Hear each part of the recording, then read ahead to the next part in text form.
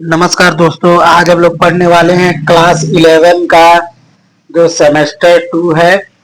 Class 11 का semester 2 का जो चैप्टर 1 इतिहास का जो चैप्टर 1 है उसको आज हम लोग पढ़ने वाले हैं। यह निर्मल प्रकाशन का बुक है, क्लास 11 सेमेस्टर 2 हिस्ट्री। आज हम लोग हिस्ट्री का जो चैप्टर 1 है सेमेस्टर 2 का, और यहाँ देखिए प्रश्न है, ये 4 मार्क्स में पूछा जाने वाला इंपॉर्टेंट प्रश्न है, उसको आज हम लोग पढ़ने वाले हैं। तो देखिए कौटिल्य के जो 7 नंबर क्वेश्चन है, कौटिल्य के सप्तांग सिद्धांत के तत्वों का वर्णन करें। जो कौटिल्य के द्वारा जो सप्तांग सिद्धांत का उल्लेख किया गया है या बताया गया है उसके बारे में हम लोग पढ़ने वाले हैं। ठीक है, तो आइए कौटिल्य यानी कि विष्णुगुप्त या चाणक्य का सप्तांग सिद्धांत क्या है। तो देखिए कौटिल्य के द्वारा सप्तांग सिद्धांत प्रस्तुत किया गया है, जिस प्रकार से मतलब कहने का मतलब है कि राज्य के 7 अंग, और वो 7 अंग इतने महत्वपूर्ण है जो इनके बिना अगर कोई भी एक अंग कम होता है या एक अंग जो है प्रभावित होता है तो इसके द्वारा राज्य में भी इसका प्रभाव देखने को मिलता है। जिस प्रकार हमारे शरीर में भी अंग है, अगर किसी भी प्रकार का कोई अंग अगर हानि पहुंच जाता है या किसी एक अंग को अगर हम लोग निकाल देते हैं, ठीक है, या उसे चोटिल कर देते हैं, तो उससे भी हमारे शरीर को बहुत बड़ा प्रभाव पड़ता है। ठीक है, यानी इफेक्ट जो है, बात राज्य की हो या शरीर की हो, अगर कोई भी अंग हो, चाहे राज्य का कोई महत्वपूर्ण अंग हो या शरीर का कोई महत्वपूर्ण अंग हो, अगर उसको निकाल दे या उस पर चोटिल कर दे या उस पर चोट लग जाए तो शरीर के ऊपर या राज्य के ऊपर उसका बहुत बड़ा प्रभाव हमें देखने को मिलता है। तो उसी प्रकार से कौटिल्य का जो है सप्तांग सिद्धांत है। सप्तांग सिद्धांत मतलब 7 अंग, यानी कि राज्य के 7 महत्वपूर्ण अंग, इसके बिना जो है राज्य की कल्पना नहीं की जा सकती है, या इसके बिना कोई भी राज्य जो राज्य जो है वो अधूरा है। इनके बिना जो है राज्य अधूरा है। ठीक है, तो आइए हम लोग एक एक करके देखते हैं। देखिए स्वामी, पहला नंबर जो सप्तांग सिद्धांत, इसको सीक्वेंस में याद कीजिएगा। ठीक है, कोई भी इधर से उधर मत कीजिएगा। देखिए स्वामी होता है, उसके बाद अमात्य होता है, उसके बाद जनपद होता है, उसके बाद दुर्ग होता है, उसके बाद कोष होता है, दंड, मित्र। ठीक है, तो सीक्वेंस में जाएंगे। सबसे पहले आता है स्वामी। स्वामी का मतलब होता है राजा। ठीक है, स्वामी यानी राजा। यह क्या है, राज्य के सिर के समान है। ठीक है, मतलब ये जो राजा होता है, यह स्वामी होता है, ये राज्य का सिर होता है। ठीक है, राजा के बिना जो है राज्य की कल्पना करना अधूरा है। ठीक है, राजा अगर किसी राज्य में ना हो तो वो राज्य क्या संपूर्ण राज्य कहलाएगा? बिल्कुल नहीं कहलाएगा। इसीलिए राजा जो है राज्य का सिर होता है। ठीक है, इसके बिना राज्य की कल्पना करना अधूरा है। ठीक है, उसके बाद देखिए अमात्य। अमात्य का मतलब होता है मंत्री। अमात्य का मतलब होता है मंत्री, यानी कि अधिकारियों का जो है समूह। ठीक है, मतलब योग्य अधिकारियों के जो समूह होते हैं उन्हीं को अमात्य कहा जाता है। ठीक है, अमात्य यानी कि मंत्री। ठीक है, तो अमात्य जो है यह राज्य का आंख होता है। ठीक है, अमात्य योग्य अधिकारियों का समूह है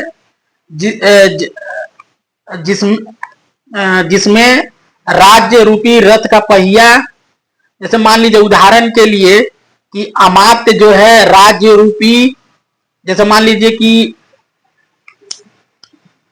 राज्य रूपी रथ का पहिया के बिना योग्य अमात्यों के नहीं चल सकता है। तो कहने का मतलब है कि राज्य क्या है। ठीक है, राज एक रथ है, अमात्य एक पहिया है। इस अमात्य के बिना जो राज्य रूपी रथ है वो अमात्य के बिना, अमात्य रूपी पहिया के बिना नहीं चल सकता है। बात समझ में आया? अगर राज्य रथ है तो अमात्य पहिया है। कोई भी रथ पहिया के बिना नहीं चल सकता है। यही कहा गया है, राज्य को जो है रथ की तुलना किया गया है, तो राज्य को जो है रथ से तुलना किया गया है और पहिया से अमात्य की तुलना किया गया है। अगर किसी रथ में अगर पहिया ना हो तो वो रथ चलेगा नहीं चलेगा। इसीलिए अमात्य बहुत महत्वपूर्ण भूमिका निभाता है। अमात्य को आंख का दर्जा दिया गया है, राज्य का आंख का दर्जा, यानी ये राज्य का आंखें हैं। बात समझ में आया। और उसके बाद देखिए जनपद, जनपद का मतलब ही होता है राज्य क्षेत्र, ठीक है। इसकी तुलना जांग से की गई है, ठीक है। इसकी तुलना जो है राज्य की जांग से की गई है। अब देखिए जनपद का मतलब, देखिए जनपद में निश्चित भूभाग भी आएगा, प्लस वहां के जो जनसाधारण है, ठीक है, उसको भी सम्मिलित कर लिया जाता है। तो कहने का मतलब है निश्चित भूभाग, जनता सहित पर अधिकार भूमि राष्ट्र कहलाती है। तो कहने का मतलब है जनपद का मतलब होता है निश्चित भूभाग प्लस जनता पर अधिकार, यही जनता और निश्चित भूभाग को मिलाकर जो है जनपद का निर्माण होता है। यहां तक क्लियर है। उसके बाद देखिए दुर्ग, देखिए दुर्ग है, चौथा नंबर है दुर्ग। दुर्ग यानी किला। दुर्ग का मतलब होता है किला, ठीक है। किले के माध्यम से हम लोग क्या करते हैं, राज्य के जो भी सैनिक होते हैं वो क्या करते हैं, किला पर चढ़कर अपने दुश्मनों पर निगरानी रखते हैं कि कोई हमारे राज्य पर आक्रमण तो नहीं कर रहा है, इसीलिए दुर्ग का निर्माण किया जाता है। और दुर्ग का संबंध राज्य के बाहें, मतलब बाह मतलब हाथ, ठीक है, भुजा से किया गया है। राज्य की तुलना जो है दुर्ग की तुलना राज्य की बाहें मतलब हाथ, पूरा बाजू से किया गया है, ठीक है। कहने का मतलब है कि राजा के रहने के लिए एक सुरक्षित स्थान दुर्ग है, ठीक है। राजा जो है सुरक्षित दुर्ग में रहता है, ठीक है, और वहीं से जो है दुश्मनों पर निगरानी रखता है। और कहने का यह भी तार्थ है कि राजा जो है, दुर्ग का मतलब ऊंचा स्थान, ठीक है। दुर्ग का मतलब है ऊंचा स्थान। राजा लोग सबसे सुरक्षित स्थान ऊंचाई पर होता है, इसीलिए दुर्ग बनाए जाते हैं ताकि राजा लोग सुरक्षित रह सके और वहीं से जो है सारे राज्य का जो है, राज्य को देख सके कि कोई बाहरी आक्रमण तो नहीं आ रहा है, ठीक है। तो सुरक्षा के दृष्टिकोण से राजा जो है दुर्ग पर रहता है। उसके बाद है कोष, आधार, धन। यह क्या है, यह राज्य का मुख है, ठीक है। मुंह से तुलना किया गया है कोष का। कोष का मतलब धन होता है। राज्य को चलाने के लिए एक कोष की स्थापना या कोष की आवश्यकता होती है। बिना धन के राज्य नहीं चल सकता है। इतने बड़े राज्यों को चलाना संभव है। सेना को वेतन देना है, ठीक है। फिर सेना के लिए हथियार को रखने के लिए धन की आवश्यकता है, ठीक है। राज्य को संचालित करने के लिए धन की आवश्यकता पड़ती है। राज्य में जो भी राज्य अधिकारी रहते हैं उनको वेतन भुगतान देने के लिए धन की आवश्यकता है। युद्ध करने के लिए धन की आवश्यकता है। किसी प्रांत पर आक्रमण करके उस साम्राज्य को मिलाने के लिए जो है धन की आवश्यकता पड़ती है, ठीक है। इतने सारे घोड़े हाथी को पाला जाता है, उसके लिए भी उसके भोजन या लालन मतलब पालन पोषण के लिए भी धन की आवश्यकता है। यानी कि कोष का रहना जरूरी है। और एक राज्य को शक्तिशाली राज्य तभी बन पाएगा कि वो प्रशासनिक तौर पर भी धनी हो, मतलब मजबूत हो, और आर्थिक रूप से भी मजबूत हो, तब जाकर के एक राज्य जो है शक्तिशाली साम्राज्य में परिवर्तन होता है। यहां तक क्लियर है। उसके बाद देखिए दंड आधार सेना, यानी कि दंड आधार सेना, ये जो है राज्य का मस्तिष्क होता है, ठीक है। उसके बाद देखिए तो दंड आधार सेना यह राज्य का क्या है, मस्तिष्क है, ठीक है। यह राज्य की सुव्यवस्था बनाए रखने के लिए पुलिस, न्यायालय, सेना का प्रबंध आवश्यक है। कहने का तात्पर्य यह है कि दंड अर्थात सेना का कार्य क्या होता है। पहले तो इसकी तुलना राज्य की मस्तिष्क से की जाती है, मतलब कहने का मतलब सेना या दंड जो है यह राज्य का मस्तिष्क है। राज्य में सुव्यवस्था बनाए रखने के लिए, ठीक है, न्यायालय के लिए, ठीक है, सेना का प्रबंध आवश्यक है। अगर मान लीजिए कि राज्य में सुव्यवस्था बनाने के लिए, कहने का मतलब है कि राज्य को सुव्यवस्था, कहने का मतलब किसी भी प्रकार से अराजकता ना फैले राज्य में, ठीक है, या राज्य में किसी भी प्रकार का घुसपैठ ना हो, इसके दृष्टिकोण से, यानी सुरक्षा के दृष्टिकोण से या संवेदनशीलता को मद्देनजर रखते हुए सेना का जो है प्रबंध किया जाता है राज्य में, ठीक है। यहां तक क्लियर है। और पुलिस का क्या काम है, न्यायालय के लिए, ठीक है। पुलिस का क्या काम है, न्यायालय के लिए, न्याय अन्याय के लिए पुलिस का काम है, ठीक है।